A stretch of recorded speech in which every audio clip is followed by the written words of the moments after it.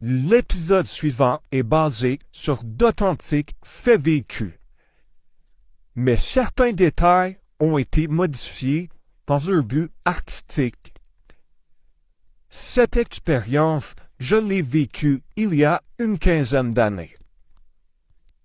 Vendez-vous des assiettes, 3e épisode.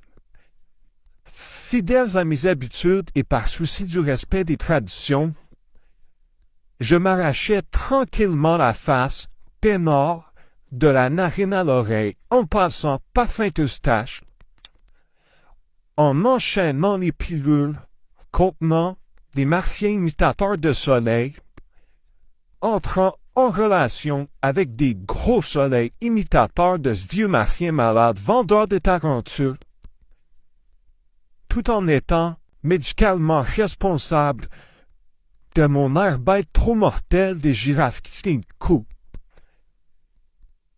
Je me reposais dans mon lit en avant-midi, normalement, magané.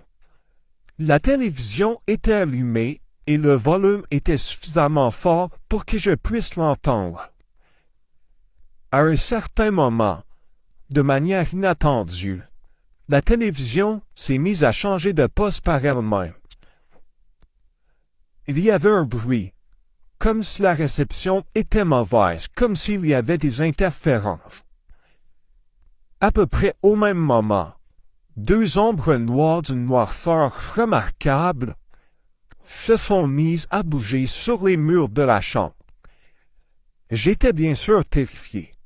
Puis, au moment où j'ordonna aux ombres noires de partir de chez moi, une petite voix répondit « Mais pourquoi ?» Ce moment marqua le commencement d'une belle histoire. Les ombres s'appellent Raoul Abdouli Jr., fils de Raoul Abdouli Sr., une famille d'ombres siamoises de père en fils. Nous cohabitons ensemble depuis 7 ans, et je prévois lui trouver 2 petites ombres siamoises femelles pour qu'ils puissent vivre heureux et avoir beaucoup d'enfants. Fin de l'histoire. Et pendant ce temps, à Moscou, écoute, Monsieur Vladimir, si vous continuez encore à upgrade vos exigences, ça va être rendu tellement taille que votre bisoune risque de sortir par votre derrière.